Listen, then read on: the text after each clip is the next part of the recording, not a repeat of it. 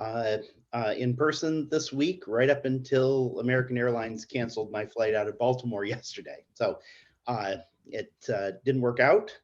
I wish someone would work on the real technology that we need for virtual participation in meetings. And that's like a holographic projection that you have that's standing there at the podium. I mean, I can't help but thinking that that Leah, begging Obi-Wan Kenobi as, you're our only hope, would not have been nearly as compelling if she had been on Zoom as it was with the holographic projector. So anyway, that being said, I do want to talk to you a little bit about what's going on in the exoplanet program. That is a particular interest, I think, to this community. Can we have the next slide? So in doing that, I apologize beforehand if I'm about to tell you things that everybody knows, but I also know that things that we inside the NASA bubble think everybody knows aren't always the things that everybody knows. So what I'm going to do today is just go through, give you a really quick introduction to the people and the scope of the exoplanet exploration program at NASA headquarters, or at NASA.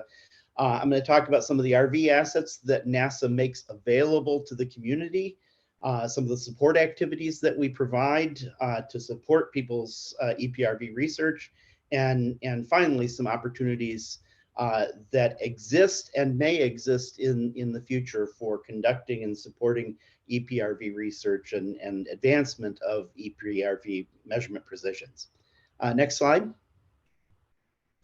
I'm really pleased to present this slide. Those of you that have known me for years and have been familiar with the exoplanet program, known for a long time that the exoplanet program science at NASA headquarters has been me. And of course, that doesn't inspire anybody's confidence. I'm really pleased that in the last couple of years, we've had two additional scientists join us, Hannah Jang Condell and Josh Pepper. Josh is actually there in the room. Josh waved everybody, waved to the crowd. And then, of course, we also work with Lucian Cox, who's our program executive. He's sort of the engineer that works with the program. But Hannah and Josh and I are sort of the scientist component of the program and responsible for implementation of the science, as is the case for all of us at headquarters. We wear many hats, and I've listed on this slide some of the various things that Hannah, Josh, and I are also involved in at NASA headquarters. But I'm pleased that we now actually have a real team of people that are working on the exoplanet science and making our program that supports exoplanet science within NASA vital and meet the needs of the community. Next slide. Here's a real quick slide that sort of summarizes the scope of the program, starting in the upper left and moving around the diagram. Basically, one of the things that the exoplanet program is involved is conducting mission concept studies. You may be familiar with or were even involved with some of the mission concept studies that we conducted prior to the 2020 decadal survey. That contributed to the findings and recommendations of the decadal survey.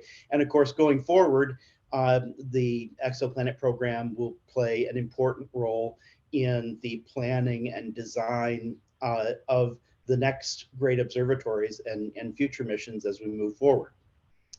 Obviously, exoplanet communications is a big emphasis for us. We all know how engaging and visible exoplanet science is to the general public. And so having a strong presence and having a great team of people that are involved in exoplanet comms is really important to the program and really important to establishing our value and engaging with the community, or engaging with the general public.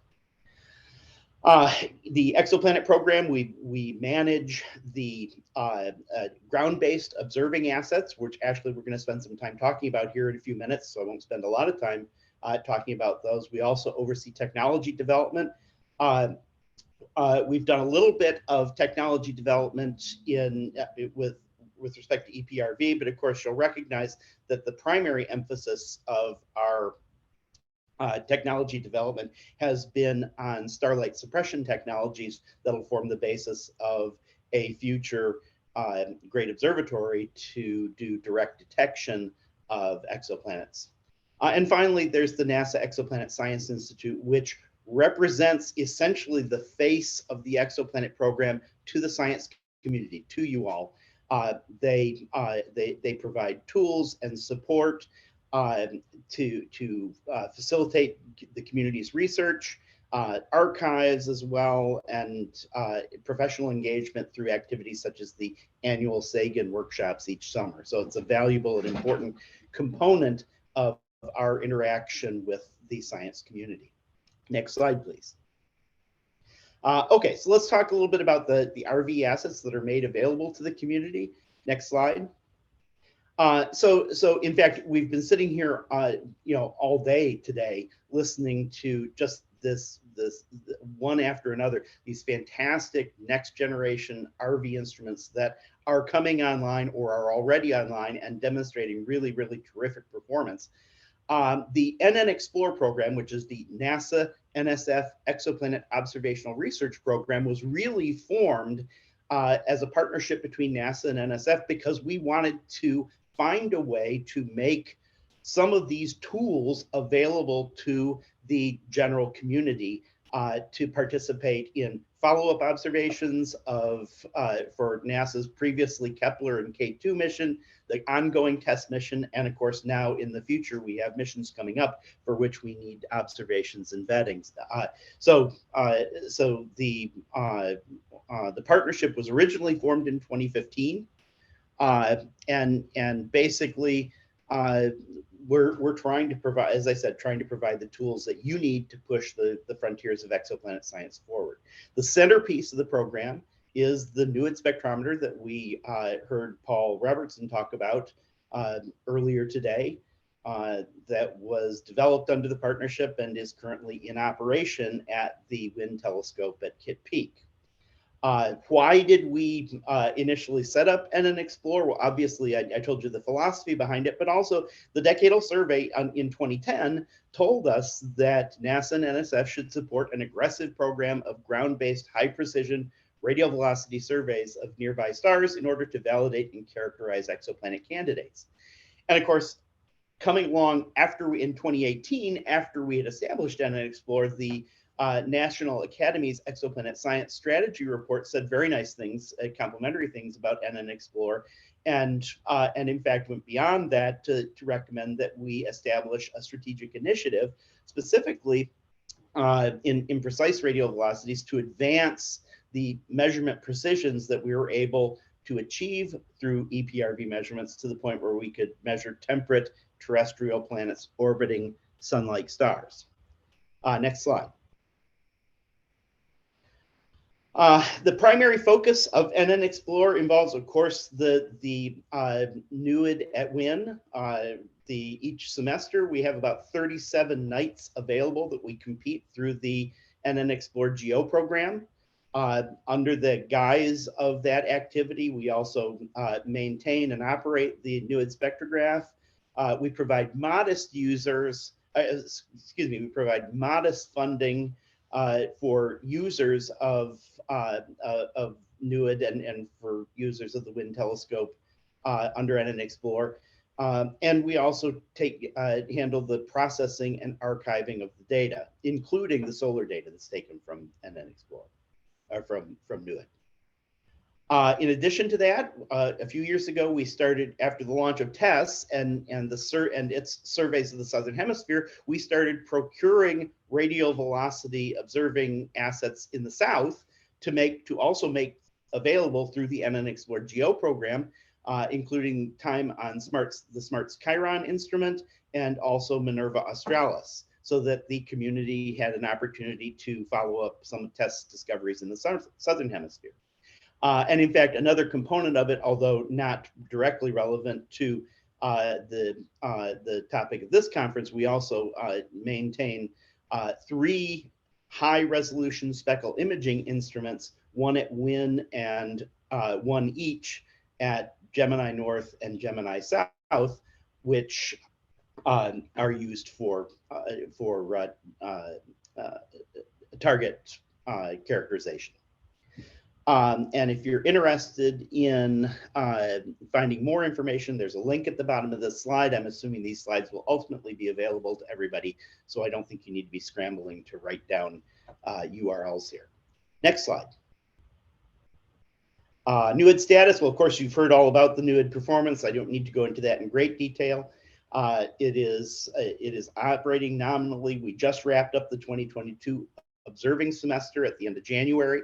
We have a new version of the pipeline, has been sent to NEXI in February, and we're currently in the process of reprocessing the existing data and working backwards from the current data to bring past semesters up to date.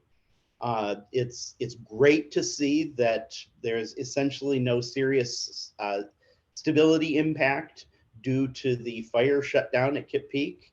And of course, as expected, we're seeing a rapid increase in the publication, the productivity rate of science from the instrument as the data set matures.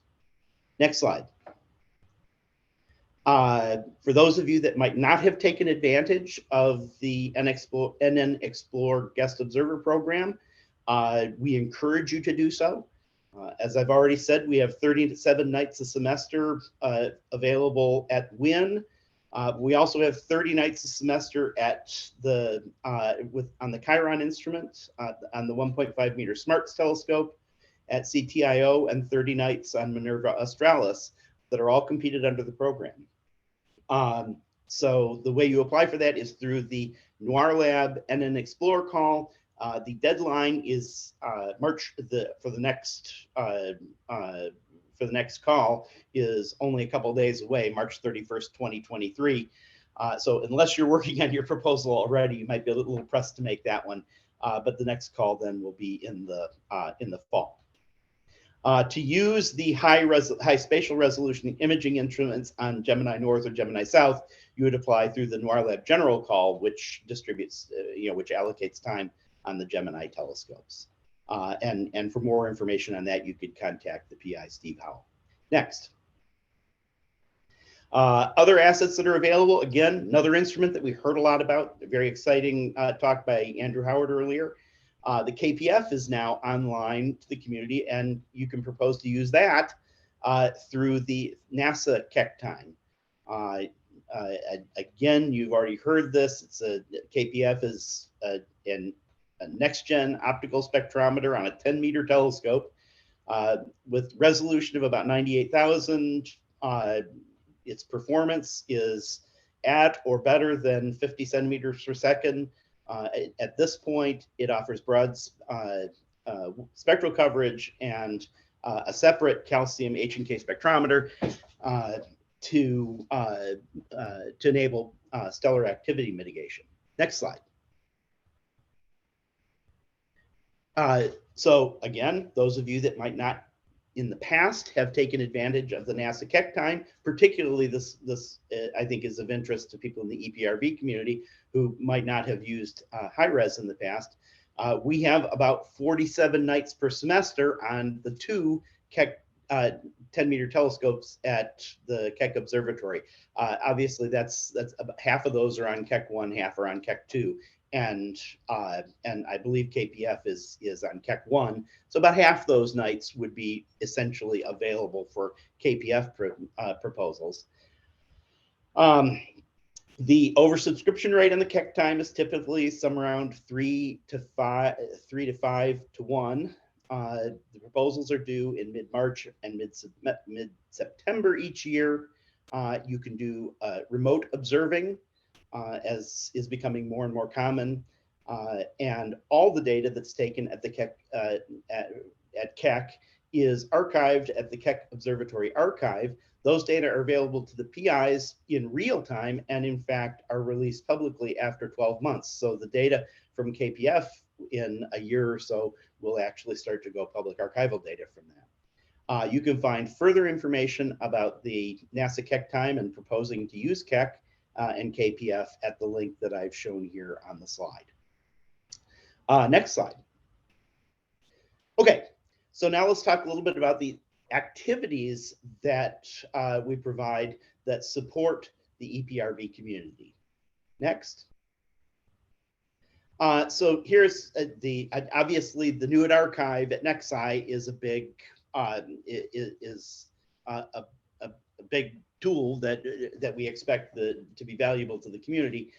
This just is an illustration of the data flow from the observatory to NextSci to the Texas Advanced Computing Center, where the data is processed, ultimately ingested into the archive, into the Newitt Archive at IPAC, where it can be accessed either by the web, via the web, or by Python API. And information about accessing the data is given in a set of 3 links that I've provided here down below. Next slide.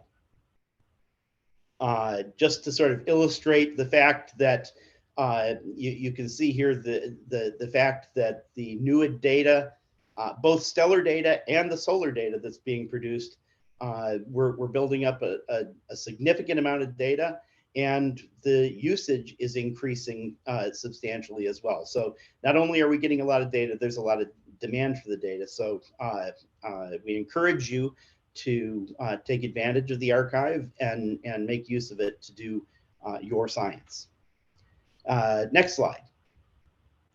The other thing I wanted to talk about, we heard Suvroth mention in his opening talk this morning, is the EPRV Research Coordination Network that NASA has established. We established it in coordination with the NSF in 2021, with the core objectives to further our joint strategic objective to discover and characterize Earth mass exoplanets around sun-like stars using EPRV, to foster a community of collaboration, information exchange, and mentorship, and to establish a mechanism to break down the barriers between agencies, divisions, and discipline-specific research communities. I want to emphasize that this is not a research coordination network, or it is distinct from research coordination networks that you might be familiar with that are run by the National Science Foundation. In particular, the EPRV RCN is not itself a funding source. It is a framework that we've put in place to facilitate communication and collaboration between researchers who are funded under the auspices of other programs. For example, the EPRV Foundation Science Program, EPRV from 2020, the Exoplanet Research Program, other the TESS Guest Investigator Program, things like that that fund investigations in EPRV. If you want more information about the EPRV RCN, you can find it at the link at the bottom of this slide. Next slide. A little bit about the membership. First off and foremost, I want to emphasize to everybody that membership in the EPRV RCN is open to anybody that has an interest in the challenge of detecting Earth mass exoplanets around sun-like stars using EPRV measurements. The current membership is well up over 100, now 139 members from 14 different countries.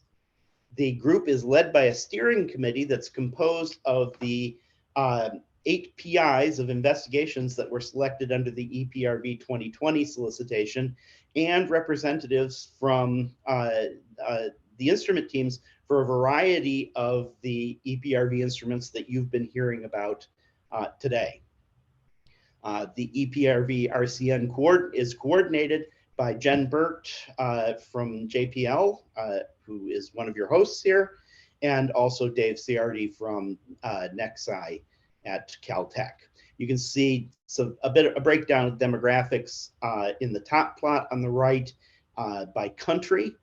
You can see, although more than half the people are from the US, not surprisingly, a lot of people from the UK, and broad participation from lots of different countries. So we really like to see that. And also you can see there's a nice distribution of participation in terms of career stage of the people that are involved.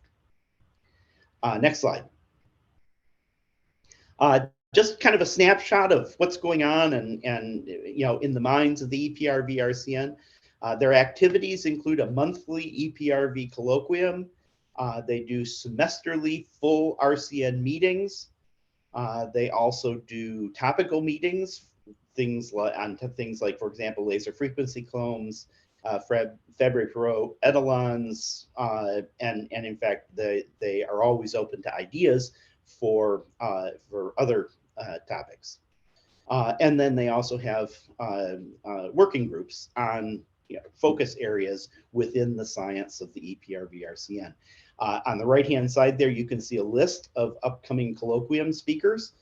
You might want to make a note of those. If you're interested in joining those, if you go to the RCN website, you can find information for joining the colloquia. Goals for the new activities, there's a variety of them, not least of which is holding collaborative work days at conferences, for example, like the one they're doing this Friday after the conclusion of EPRV 5. There's a variety of digital resources that are available to the EPRV RCN, including an archive of presentations and meetings, the directory, which includes the interests and expertise of more than 100 of the RCN members, and also a Slack workspace with channels for new paper alerts, job postings, and that sort of thing. So if you have any questions, you can contact Jen Burt, and her email address is included there at the bottom. Next slide. Okay, so let's look at what your opportunities are for actually getting support for your EPRV science and development activities, and what the path forward might look like. Next slide. So basically, we have a few ways that we support EPRV research. Probably the most familiar to you will be the Exoplanets Research Program, or simply XRP. The XRP Step 1 proposals are due on the 28th of March, which would be tomorrow. So hopefully, if you're planning to propose to XRP this year, you will already be in process or already have submitted your Step 1 proposal. Otherwise, your next opportunity to propose will be under XRP 24 about a year from now. XRP, according to the solicitation, supports scientific investigations that significantly improve our understanding of exoplanets and exoplanet formation, and in fact calls out detection of exoplanets and or confirmation of exoplanet candidates as one of 5 specific research areas identified in the solicitation. So absolutely, XRP is open to EPRV proposals. You can also propose EPRV observations under the TESS Guest Investigator Program. The cycle 6 of that program proposals are due in a couple of weeks. So you have, so in fact, if you're just finding about this now, you actually have a couple of weeks to think about possibly responding. The program facilitates and supports ground-based supporting observations of TESS targets, including radio velocity measurements of TESS exoplanet host stars. So again, explicitly included within the content of the solicitation. Obviously, it's the TESS Guest Investigator Program. Your observations have to involve TESS data. And of course, but you do have the flexibility. They can either, your proposal under cycle 6 could address specifically observations that are going to be taken under cycle 6, or you could be looking at existing TESS observations that are in the archive from cycles 1 through 5. So you're not limited in that. A new opportunity that was presented this year and is expected to continue is the Astrophysics Decadal Survey Precursor Science Program. You can decide how you want to pronounce that acronym. I won't share my own particular presentation, at least outside of, let's say, the bar. The emphasis of that program is on science investigations that will reduce future Great Observatory mission risk and inform architecture decisions going forward. EPRV observations to conduct a census or characterize target systems for the future Great Observatory, which we are calling at NASA the Habitable Worlds Observatory, or HWO, are allowed under that program. So that's an opportunity, although the proposals are already in for that this year. It is listed as a ROSES program element under ROSES 2023. The final language of the solicitation and the dates have not been released yet. That will happen at some time in the future. Next slide. And of course, we've already talked about the ground-based guest observer programs that are available to members of the community. In the future, what other opportunities might there be? Well, a lot of people might wonder about the EPRV Foundation Science Program. That is the program. We've run that solicitation twice now. We ran it in 2020, and we are running it again this year. But the future is pending establishment of a dedicated funding stream that would allow us to reissue this solicitation on an ongoing basis. The focus of that, unlike the Astrophysics Precursor Science Program, is specifically on investigations with the primary goal of advancing EPRV measurement precisions to the centimeter per second level required to detect Earth mass exoplanets orbiting sun-like stars. So it's not a science-focused investigation per se. It is more a technology and data analysis technology advancing program. And then in the future, an unnamed program that would support ground-based target vetting in support of missions, future missions, ongoing and future missions like JWST, Roman, Ariel, which NASA is now going to be making a contribution to. Obviously, the precious nature of observing time on these great observatories like JWST and Roman, and the enormous target list that's going to be needed for the Ariel mission create an urgent need for ground-based target vetting observations. It's a high priority for the exoplanet exploration program to find a pathway that will support the community in fulfilling that need. And options, our approach to doing that and the time scale on which we'll be able to do it is under discussion, which is, you'll recognize headquarters speak for, we're trying to find the money, we're trying to argue, this is part of the ongoing budget discussions. Next slide. Okay, and then the final, there's also going to be those in the room that are going to say, yeah, but what about EPRV technology development, hardware technology development? Because that's been sorely lacking, and I absolutely get it. Technology development activities for EPRV, have largely fallen outside of our existing programs like the Astrophysics Research and Analysis Program and the Strategic Astrophysics Technology Program, because those programs are focused, rightly or wrongly, on technologies that are needed to enable to fly future flight missions or instruments. Basically, work leading to flight hardware. You'll also recognize that limited funding that we've had available for the 2 cycles of the EPRV Foundation Science Program have largely precluded our ability to include technology development in those calls. Hardware development involves generally larger costs than programs that involve data analysis research. So it's been problematic, and so we have a gap.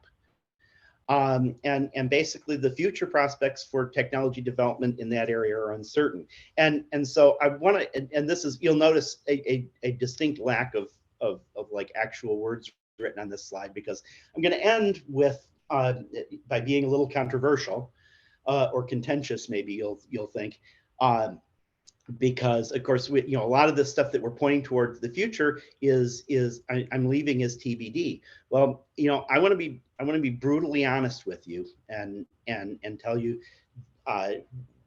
whether or not this thought has crossed your mind or not, within the agencies, within NASA and within NSF, the decadal survey, Astro 2020, did no favors to the EPRV community by failing to even acknowledge the exoplanet science strategy report from 2018 in the main decadal survey report.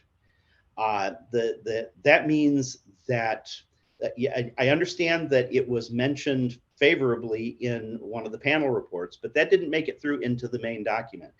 What that means is I can't go to my boss and argue that we need funding for EPRV research and for EPRV technology development and these sorts of things simply on the basis of it being a priority from the decadal survey, because frankly, it wasn't.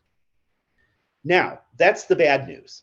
The good news is, of course, you'll recognize that the decadal survey did make a future exoplanet direct detection mission, what I've called the Habitable Worlds Observatory, a top priority for the decade. And they talked about this new, what we're calling Great Observatories Science and Technology Maturation Program, which we've shortened to simply GOMAP.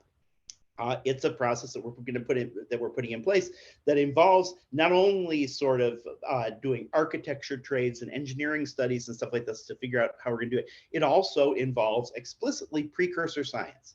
And I can tell you, sitting here, there is general agreement at headquarters that the most significant precursor science for a mission such as the Habitable Worlds Observatory is EPRV science. The fact is, we need to know the masses of planets that HWO will observe. We need to know where to point that great observatory to find the highest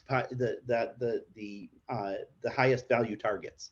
So I do think we will be able to argue for continued support for EPRV science research and also for the EPRV Foundation Science Program within the context of GOMAP. So I don't want to send everybody away feeling entirely deflated, but basically the way the decadal survey unfolded, that is our path forward. Is communicating the value of EPRV research in the context of that next great observatory. So that being said, I probably have started a buzz, and of course, it's very safe for me to do that because we will sign off, and then I won't be there at coffee for you to yell at. So I promise you, it was not planned this way. But anyway, that's next slide. That's all I have, and I would be happy to answer any questions, although I do recognize that I'm standing between you and coffee. Okay, thank you very much, Doug. Yeah, let's brave one or two questions before we break for coffee. So any hands in the room?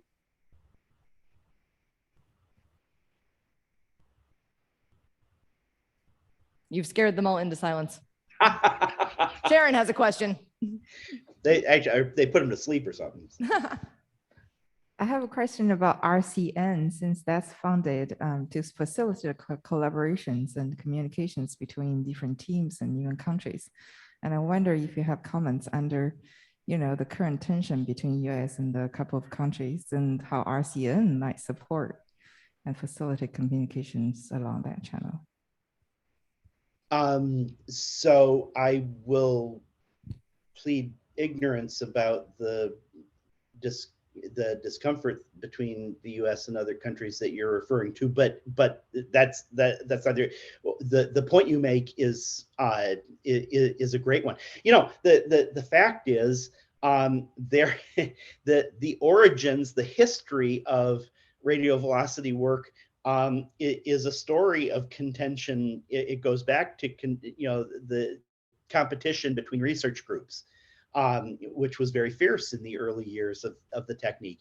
And as the field has grown, as EPRV has advanced, I think we've done a great job of moving away from that fiercely competitive environment into a more collaborative environment. And my hope is that things like the RCN will continue to will continue to encourage collaborative sorts of work, rather, because the fact is that, you know, the problems that we're dealing with, certainly in terms of advancing measurement technologies and stuff like that, I don't think it's within the realm of a single group to find the whole solution. I think it depends on cooperation of a wider community with wide range of different expertise to beat these problems. And so my hope is, as you say, that it will overcome animosities and competitive tendencies and lead to greater collaboration. Okay, I don't see any other hands. Oh, there's one right there. Heather, go right ahead. Thank you. Along these same lines of the fact that we need international coordination in order to push towards the centimeter per second goal, the RCN does not have funding, as you've mentioned it, and you've mentioned a few funding routes that are open to US individuals. Is there any scope in the future for NASA to join forces internationally with other countries to be able to pool efforts and just to support international funding and international coordination? So I would love to do that. So can I mention for you, oh yes, we're working on this today? No, I can't, but I would love to do that. So when I think about the challenge, setting aside JWST and Roman, but nobody mentioned to my boss that I set aside JWST and Roman, and I just think about Ariel. Ariel, this is, Ariel is the sort of thing that makes you wake up in the middle of the night in a cold sweat, because if you have a mission that you want to look at 1,000 exoplanets, you probably need what? 2,000 targets or something like this to look at. Well, we're nowhere near that. And again, we come back to this is a problem that is so large that the solution certainly isn't within the power of a single group. I don't think it's within the power of a single organization. I think it's going to take the efforts of people around the world, obviously in the Aerial Consortium, but then reaching out to every possible observer and instrument available to do target vetting observations in order to get to the point that the target list that we have to have when Ariel launches. So I would love to have conversations with colleagues and figure out how to do this. The international partnerships are always kind of sticky because there's laws about how you can exchange funds and things like that. But that doesn't, that just means that it's kind of challenging. It doesn't mean that it's impossible. And we need to be open to that sort of thing. Okay, let's thank Doug and all of our speakers one more time.